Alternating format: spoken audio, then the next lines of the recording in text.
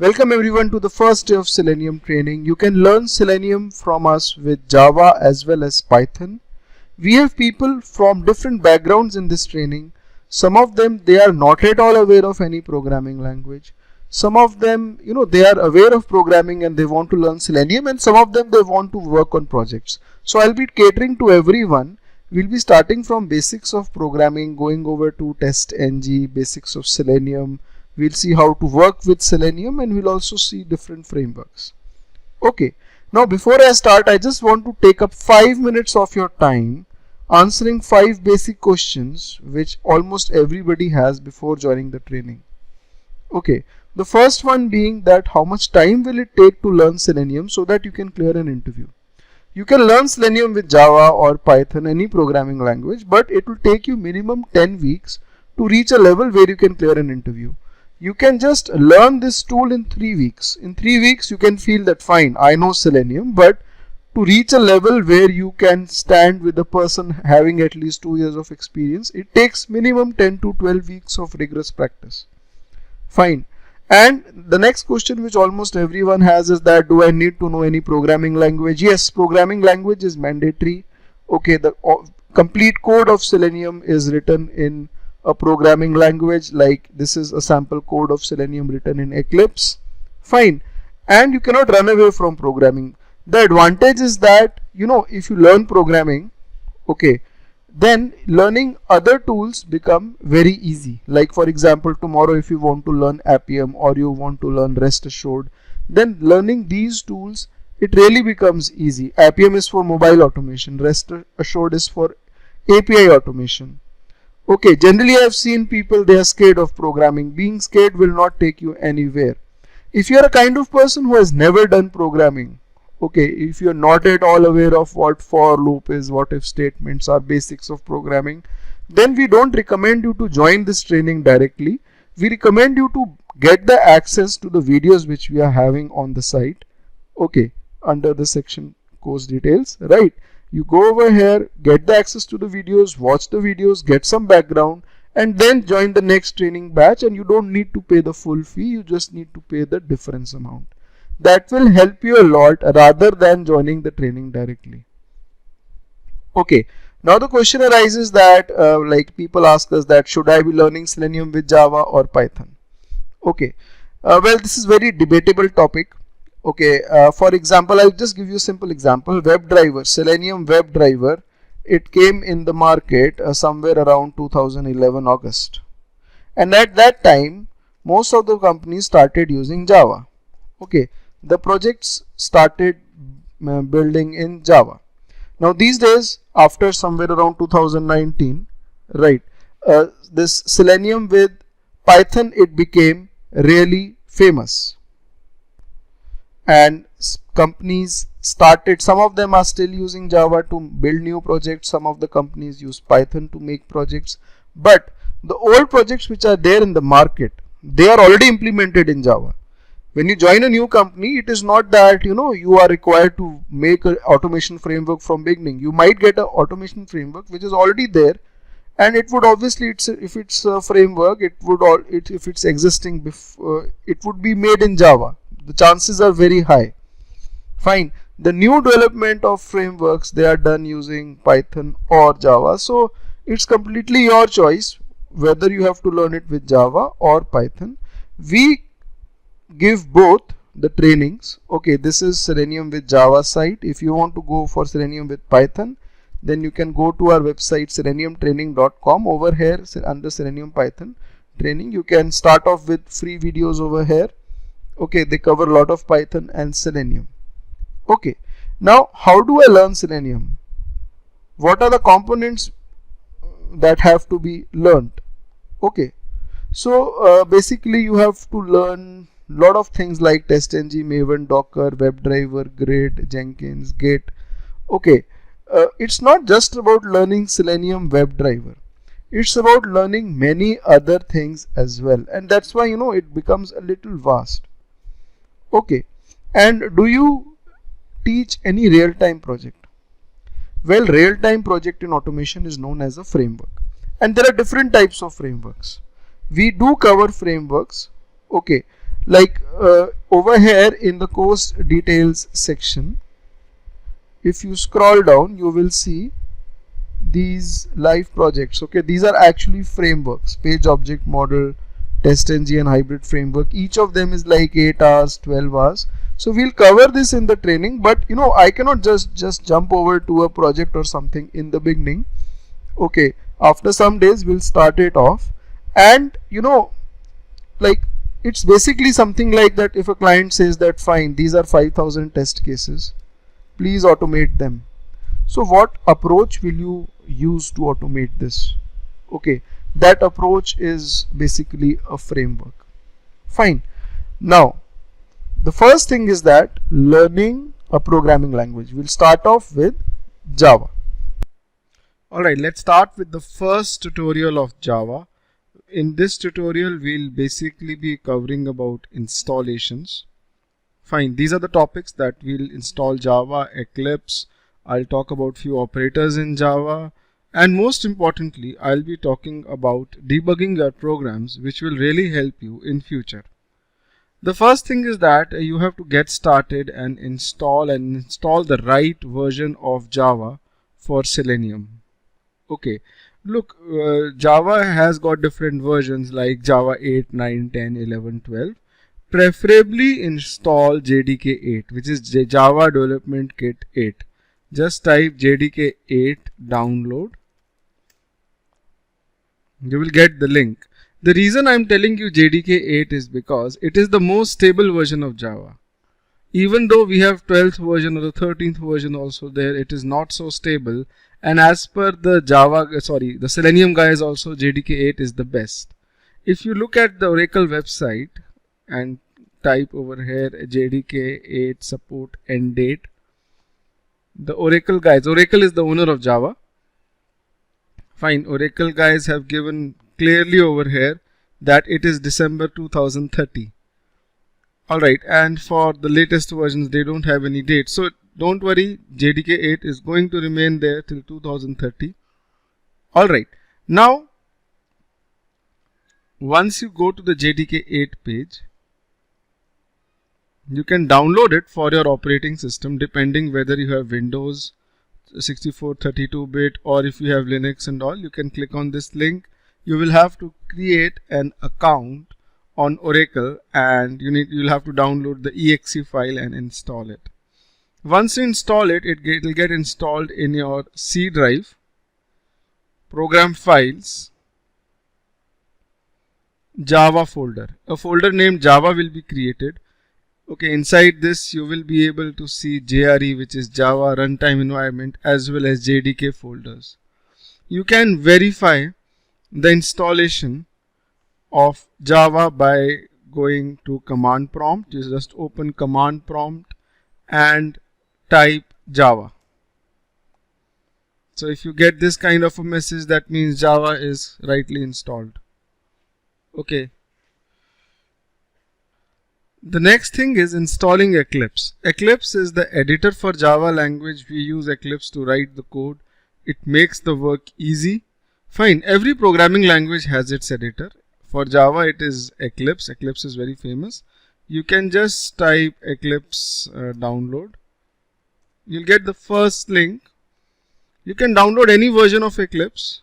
Alright, this version, you can go over here. It'll give you the suggestion as per your operating system, and you can download it and install it.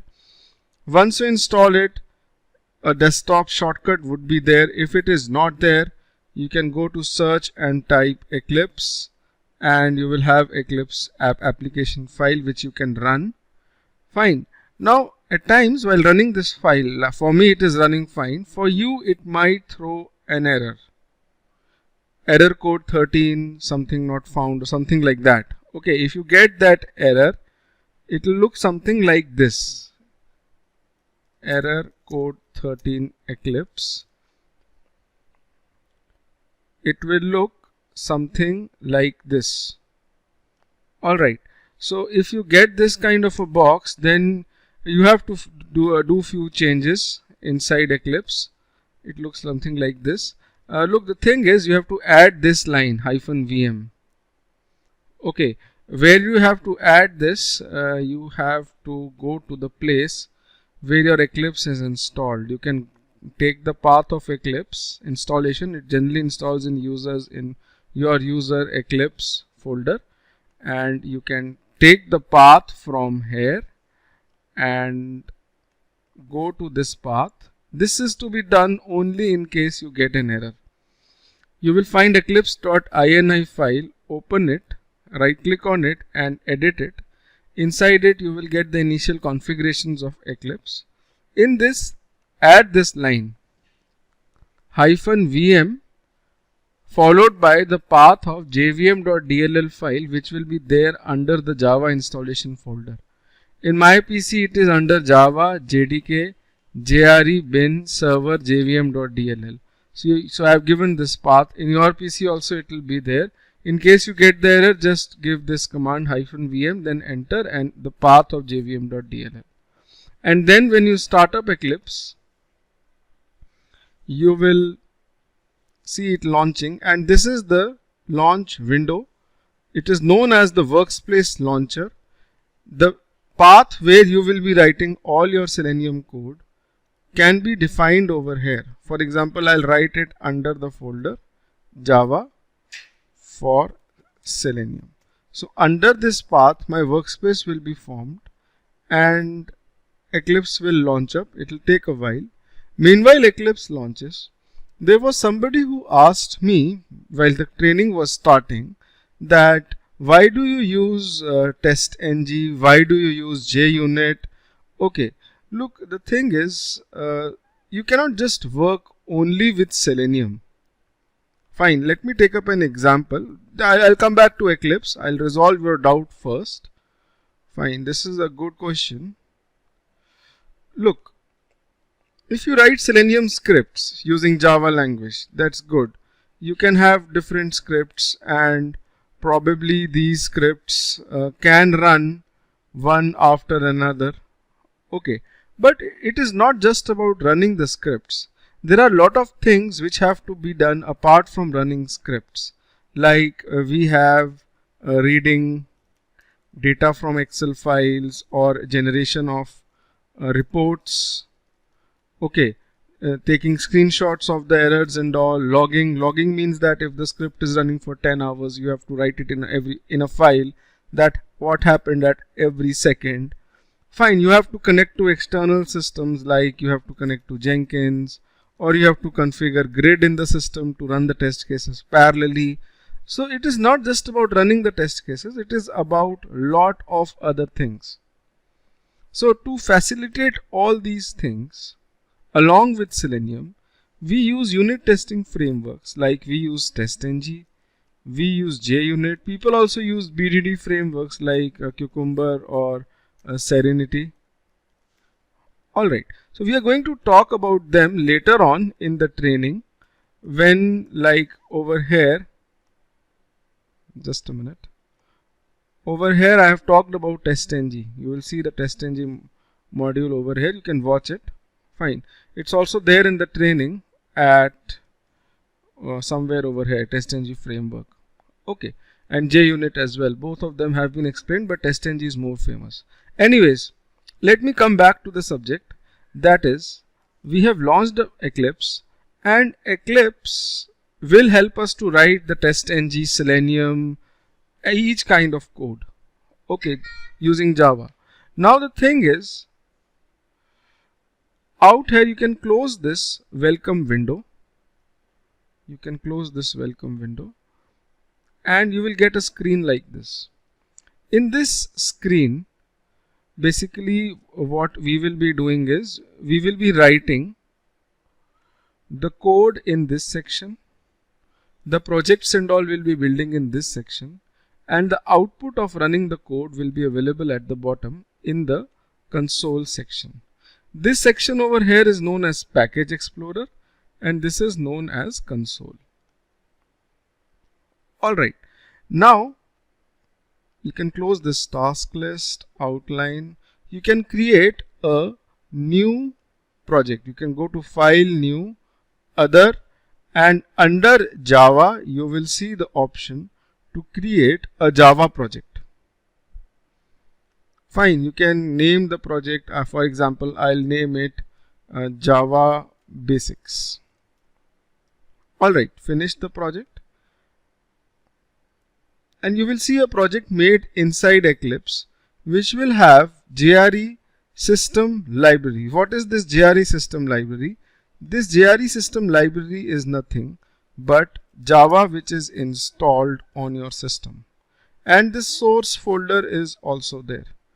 Okay, so you have got two things under your Eclipse project: JRE system library which is Java, and the source folder. Source folder will help us in a way that we can keep all our code and files and all whatever it is we make in a project. We'll keep everything inside the source folder. Fine. If you right click on the project, you will get lot of options. We'll see these options one by one. The last option available would be the properties option. Okay, if you open this, you will be able to see a few options on the left side. Go to the resource. Over here, you will see the location of the project on the hard drive. It is the same project location under the same project location which I had created during launching of Eclipse, that is the workspace path. Fine. If I open this, you click on this arrow, this location will be open and you will be seeing lot of files and folders over here, out of which you will be only able to relate the source folder which is visible inside Eclipse. Okay, there are other folders as well and files. For example, this file .project. .project file means that this project is an Eclipse project. Alright, there are other files and folders. I'll talk about that later on. If I delete this .project file, then this project will not open in Eclipse. Alright, now out here, this is my project which I have created inside Eclipse. I can also import projects made by other people into Eclipse. For example, these are all the modules later on in the training. When you will download the code after logging into your account, fine, you will have to import the projects which I made into this workspace. You can create multiple projects in the workspace and you can import others projects as well. So to import the projects which I have made inside your Eclipse, you can go to File, Import option and go to General, expand it, click on Existing Projects into Workspace and click on Next and browse for the project which you want to import. But that project should be having the .project file. Okay, for example, I want to import say this particular project over here. Hold on, say hybrid framework. Okay, this project has not got, okay, yeah, this project over here. If I look at it, this project, I open up hybrid framework, this will have a .project file inside it. So I can simply select the folder and click on Finish and this project will be imported inside Eclipse. So generally people have a doubt that fine Ashish, you made few projects, I'm able to download, how do I bring them in my Eclipse? You can bring somebody else's projects like this. It's showing some errors, ignore that. Okay, now if you want to remove it, you can click on Delete and you can remove it. Don't click on this checkbox, delete project contents, so it will only be deleted from your workspace.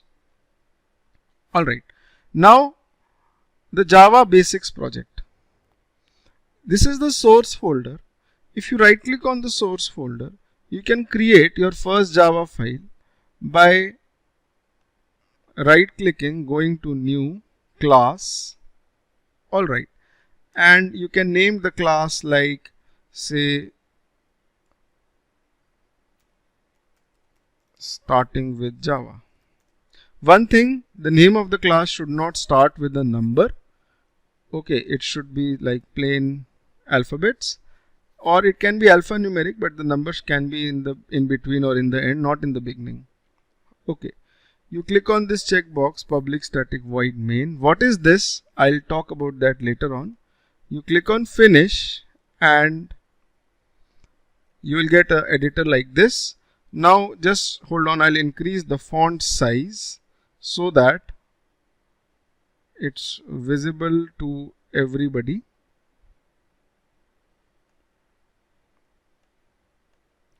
Just a minute.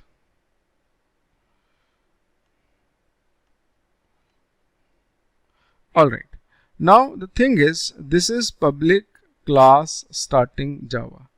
What is public, what is static, void and all different things? You might not be knowing about these. As we proceed with the course, we start studying object-oriented programming, things will be clear to you. Right now you will have to accept few things. Few things like class has a scope.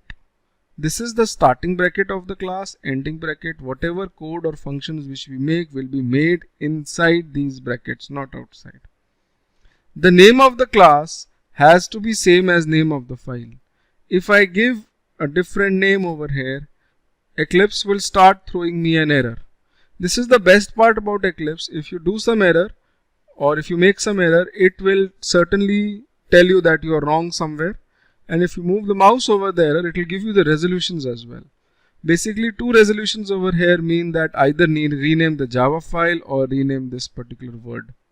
Okay, I can select the second one, rename type to. So this is renamed. In case you just want to rename the file, you can click on the file, hit the F2 button of the keyboard. With F2, you can rename the file as well. Alright, now the command to print anything in Java is system.out.println.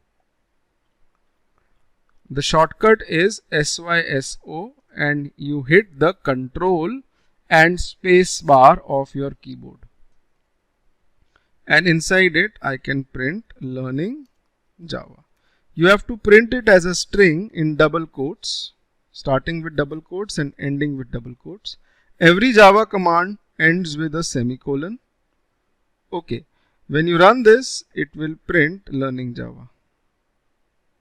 You can also print learning Java from Wisdom Trainings.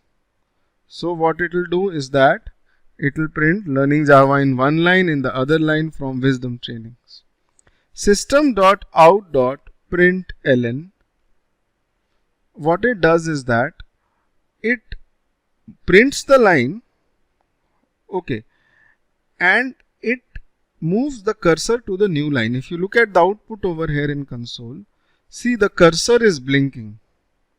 You see that the cursor is blinking, that means the control has been shifted to the new line by Eclipse in console. Alright, if you don't want to make the content move to the next line after printing, not before, after printing, you can write the command system.out.println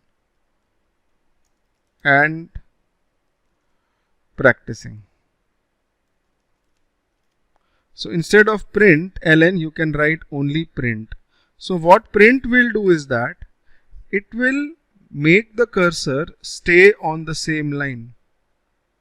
So what will happen is that if I print something after this, even if I am using print ln, right, and print I am good. So what will happen is that I am good will be printed in the same line. Okay, but the cursor will move to the next line because it is print ln.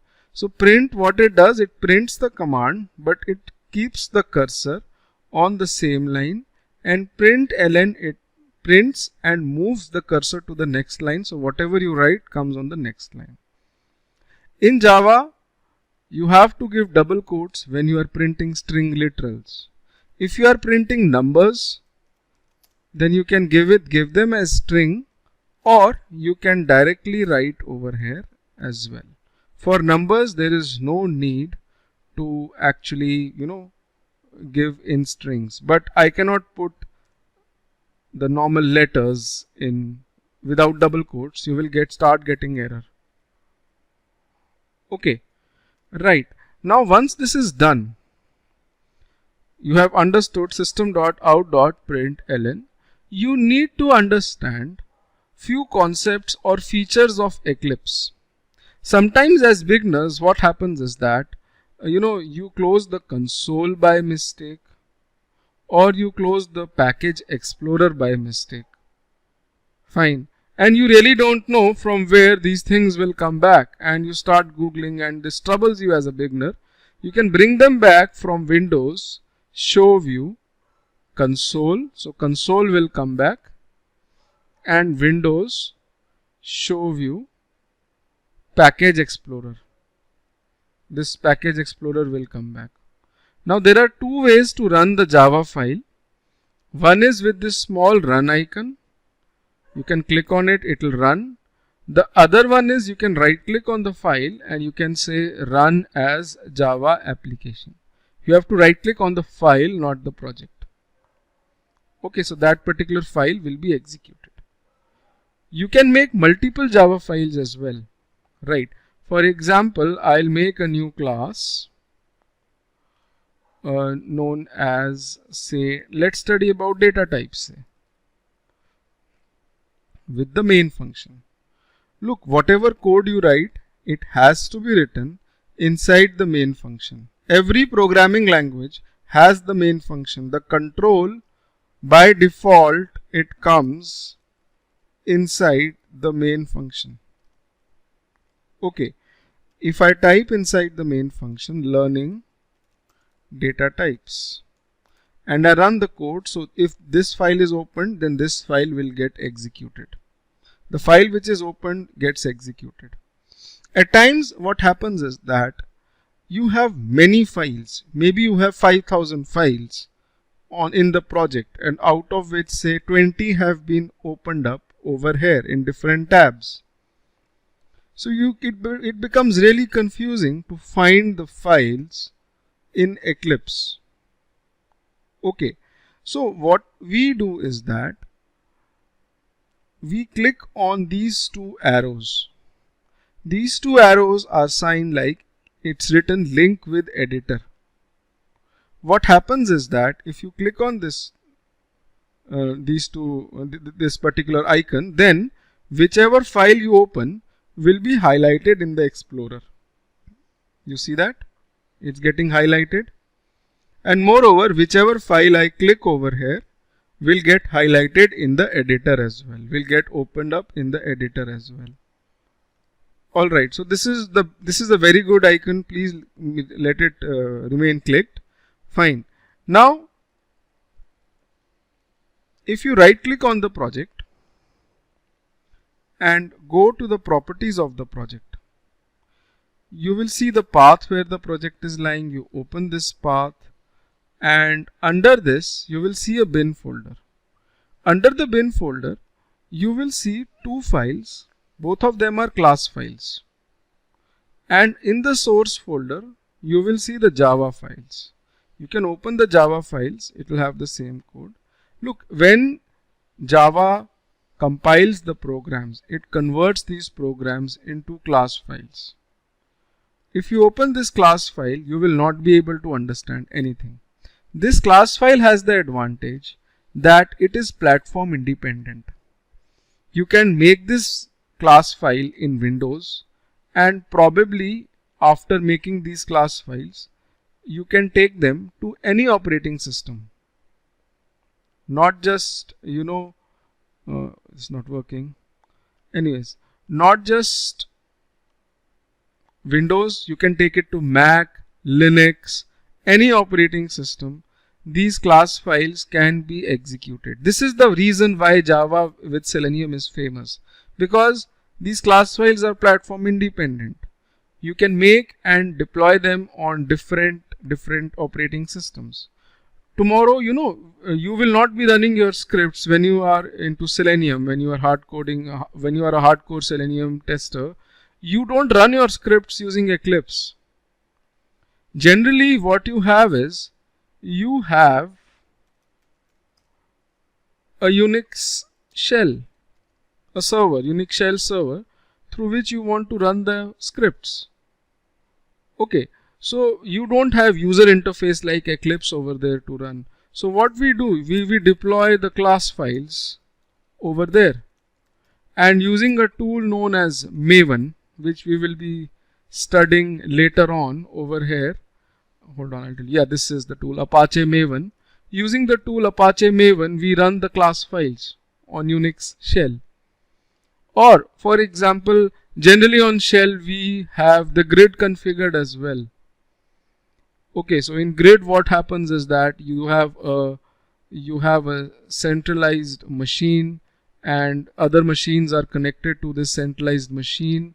Right, your scripts are actually kept on the centralized machine, and the centralized machine sends the scripts to be executed on other machines. So scripts can run parallelly across a network of computers, right? And though that network is controlled by the central machine known as hub, and these are known as nodes. So you can speed up your execution time. All right. If suppose you have 10,000 scripts and you distribute them across 10 systems, obviously the execution time reduces. So the hub server is generally, I've seen it's Unix based or Linux based. So you keep these class files over there, you deploy the class files over there, and you execute the project. Okay. Now anyways, I don't want to confuse you much, don't go inside grid that much, but I'm just telling you that make once in one operating system and run in any operating system. That is the reason we choose Java. And you know, if you focus more on Java, if you focus more on Java commands, believe me, you will find Selenium easy.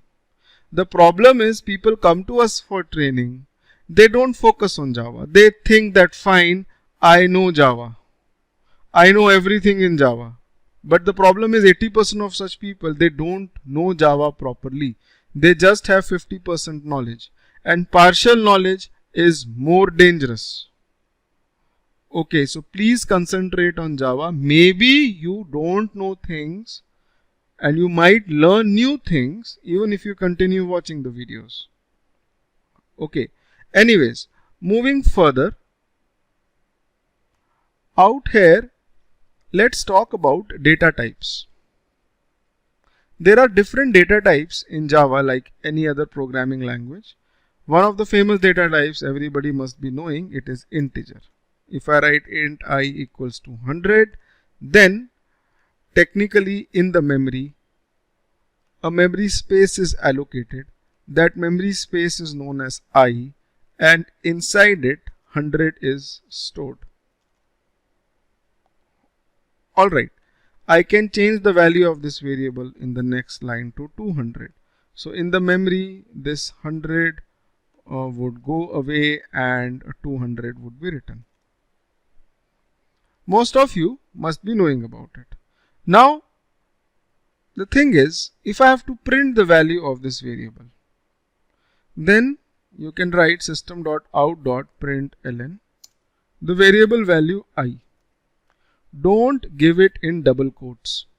I've seen many people doing this mistake, that they give this in double quotes thinking that it will print the value of I, which is 200. But whatever you give in double quotes is printed as it is. It will print I. However, if you want to print the actual memory location to which I is pointing, don't give it in double quotes and it will print 200. Alright. Now, you cannot have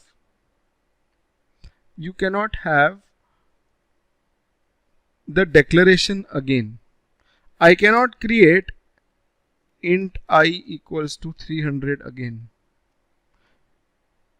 Alright, variable, once the variable name has been finalized, you cannot declare it as an integer or any other data type, which we'll see in some time. Okay, you cannot do that. Now you must be wondering that some of the words over here are in reddish maroon color. Okay, these are known as reserved keywords in Java. Reserved keywords, what do they mean? They mean that it means that they are part of Java language. Alright, you cannot have a variable with these names. For example, there is a reserved keyword known as void. I cannot declare a variable like this, int void equals to 400. It will give me an error that void word is reserved in Java. Please name it something else. I put a X in front of it, I can rename it, no error will come up. Okay, so these are reserved keywords. Now, there are other data types as well for storing numbers. These are known as byte, short, integer and long. Now what are these? All of these can store numbers, but they differ in sizes. If you go to Google and just type over here int short byte ranges in Java, fine, you will get the range. Byte has a range from -128 to 127, which means maximum you can store 127. If you store 128, it will give you an error. Alright, the longest one is long, which can store such a big number as well. Integer is one lesser than long. Okay, then there comes short, which is approximately 32,000. But believe me, in Selenium, you will only use this 99% of the times. Double slash is a comment in Java. If you write double slash and write anything after that, it won't be actually considered. If you want to comment multiple lines, then you can put a slash star and star slash. So whatever lines come between these two symbols, they will be commented. So generally, instead of, you have to comment 4 lines, say, instead of writing double slash in front of all 4, I can keep slash star symbol, okay, and comment all of these. Alright, so I hope you are understanding what these are. Now if you have to store decimals, if I write int I equals to 100.5, I'll get an error. In integers, you cannot store decimals. For storing decimals in Java, you have got double. You can write double D equals to 300.6. Okay, you can print the value of double, and this will actually print 300.6. You can store a number without decimal in double as well. See, I'm only storing 300. And when you run this, it will print 300.0 automatically. Alright, there is also a data type known as float. This is also for decimals, but you have to put F in front of it. Float is a little lesser in size than double. Double can hold more decimal figures, like up to I think 10 or 12. I don't remember. Alright, so float can store lesser, but you have to write F in front of every float variable. In Java, if you have, or in Selenium, if you have to deal with the decimal number, 99% of the times or 100% only, you will only deal with double. Okay, you also have got characters. You have a data type known as char. It will store a single digit. You cannot store 2 digits or single character. Fine. It can store inside the character variable. You also have got something known as boolean, which can hold either true or false value. What do you mean by, if I double click over here on the file, it will get maximized. Fine. What do you mean by true or false over here? It's the output of some condition. For example, if I write over here system.out.println 7 greater than 2, and I am not printing it in double quotes. If I print it in double quotes and run it, it will print 7 greater than 2. However, if I don't print it in double quotes, whatever you write in quotes will be printed as it is. It will give you the result. Result is true. 7 is greater than 2, that is the truth. It is giving true. And if I give 12 over here, this is going to print false. Fine. So this is what Boolean is.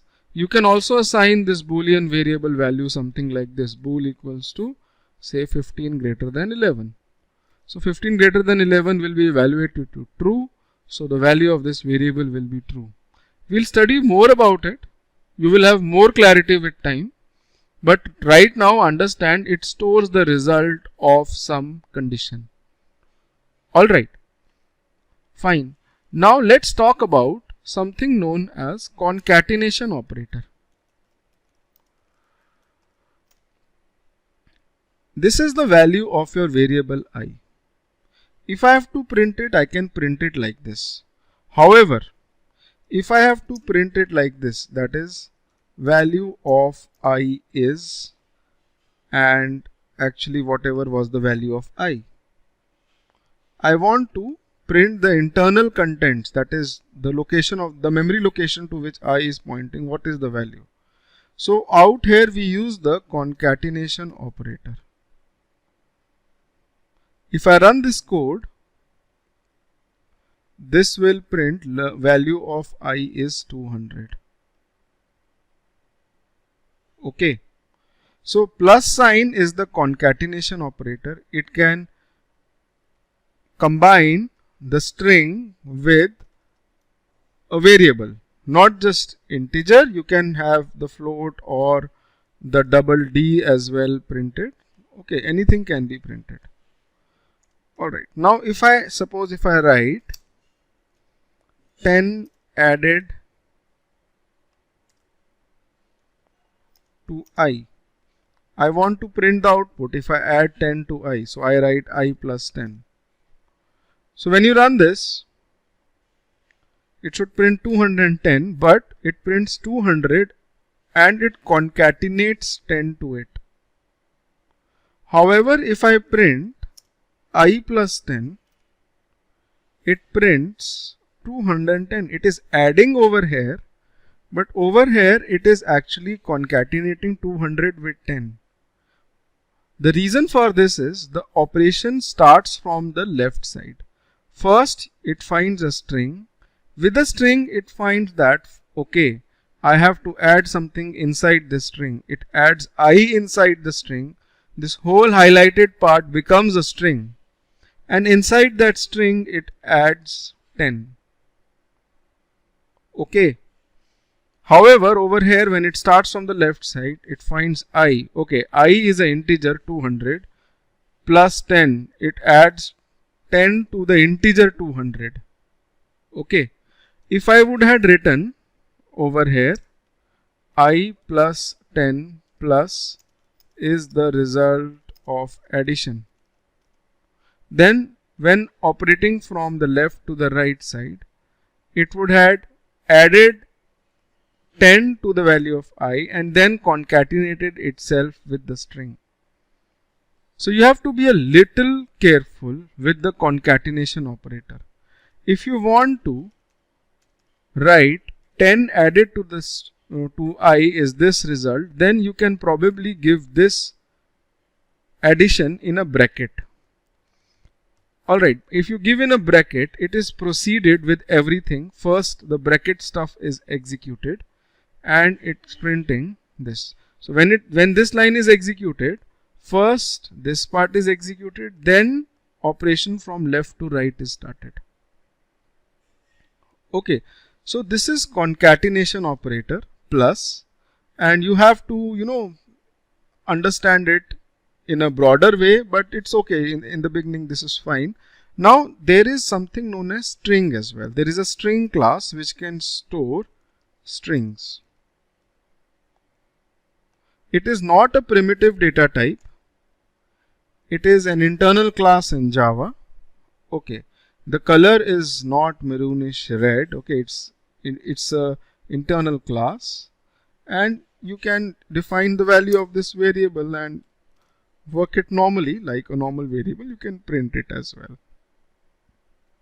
In the next module, we'll see more string operations, cutting the string, traversing the string, more string operations we will see. Alright, now one thing which I really want to cover and which is very important is debugging. Suppose you have a big project which we are obviously in coming time we are going to make, but while building the project you encounter some error, some failure, something where you don't want to be in, and you really don't know what is happening with the code. Alright, you are able to figure out that fine, maybe let's say something after line number 14 is wrong, but you are not able to figure out correctly that what exactly is wrong. Over there, debugging helps us a lot in Java. In debugging, the first step is you can create breakpoints. I will double click in front of line number 12. It will present a blue mark. This blue mark is known as a breakpoint. And I am going to click on this debug icon on the top, debug data types. And what will happen is that the control will stop on line number 12. Hold on, I'm sorry. First you'll have to click on the switch perspective button. The perspective of Eclipse will change. Alright. And you will see that it has printed learning data types. This line is executed, but it is not printing I. The control or the program is stuck on this green line. It is stopped on this green line. You can hit F6 of your keyboard and execute this line.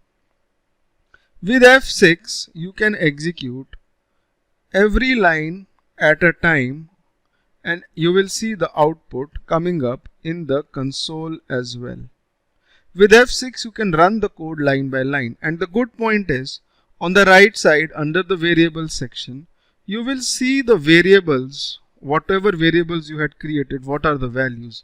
Like I had I, the value of I is 200. I can even change this value. I can change it to 5000. Okay, and run it with F6, and the value of I will be printed as 5000. So at runtime you can monitor the variable values, you can modify them, and you can check the status of every line by running them one by one. Okay, if I hit F8 of the keyboard, hitting F8 runs the program normally and ends it. Okay, so when you are debugging, F5 will run the program line by line, and F8 will run the program normally.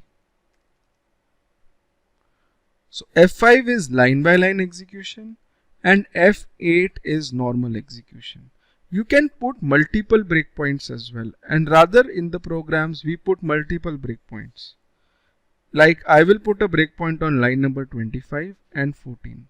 If you have to remove the breakpoint, you can double click again, it will remove, or you can go to the breakpoints over here and manage breakpoints from here. You can remove them from here. Now you have two breakpoints, one on line number 14 and one on 25. When I run in the debug mode, you will see the program stops on this line.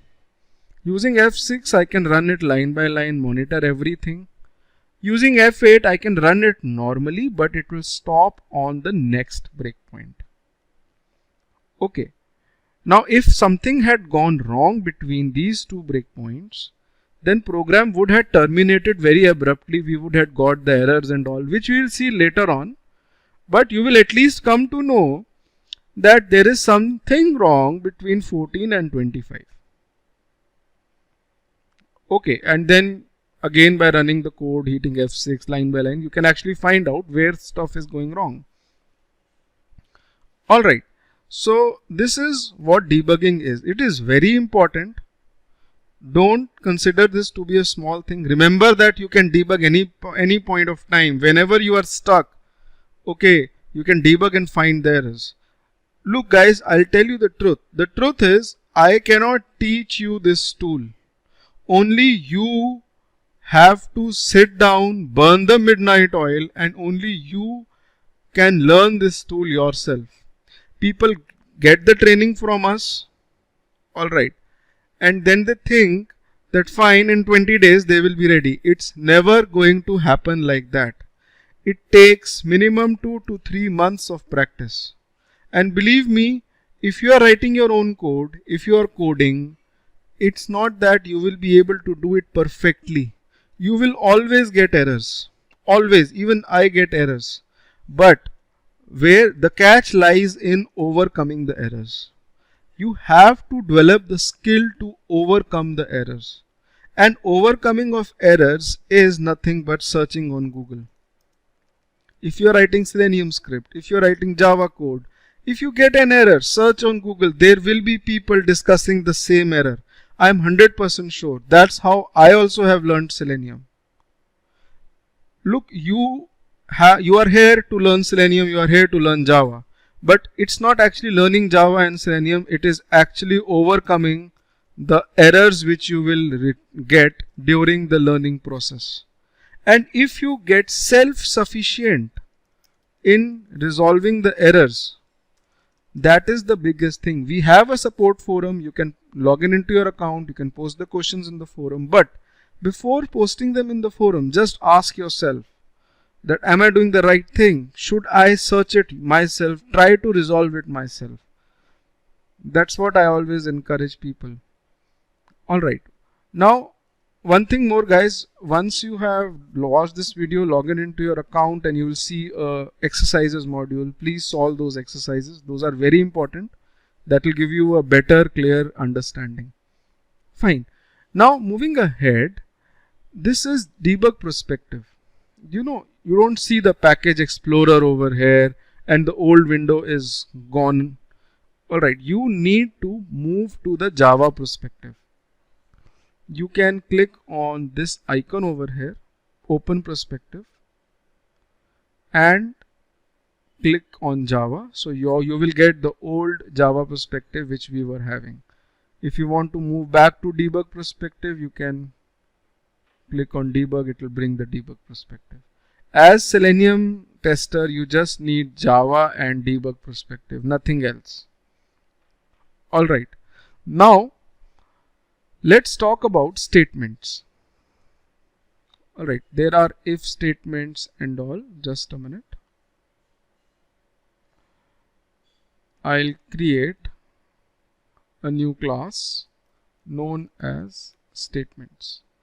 Now every programming language has got statements, like we have if statements and all. Alright, these are used for comparison. If I write if true system.out.println print something. If, most of you must be knowing, is for comparison. Okay, there has to be some comparison inside the if statement. The value should evaluate to true or false. If I just write true over here, it will print something, and if I write false, it won't print anything. Okay, rather it can go in the else block, that if this thing is not true, you can print something else. I can write. So when you run this program, it prints something else. So over here, instead of hard coding true or false, you can give a boolean type result. That is, if 6 is greater than 1, you can print that fine. It prints something. Or you can have two variables. You can have a variable like int a equals to 100 and int b equals to 200. And you want to check which one is bigger or both of them are equal. So you can write over here, if a is greater than b, print that, say a is greatest, and the value of A. Otherwise, you can print B is greater and the value of B. Else, you can put else if. This is known as nested else if. That if B is less than A, if this condition is true, hold on, A is less than B, sorry.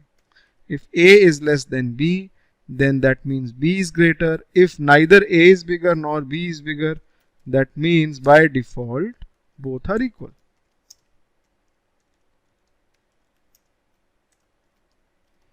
Okay, so when you run this code, it prints obviously B is greater. If I make both of them equal, it will print both of them are equal.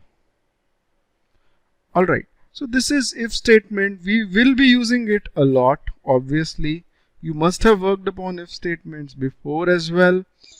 Do practice this module. Do watch the exercises in the end. Fine. And yes, don't forget debugging. Debugging is really important. Alright.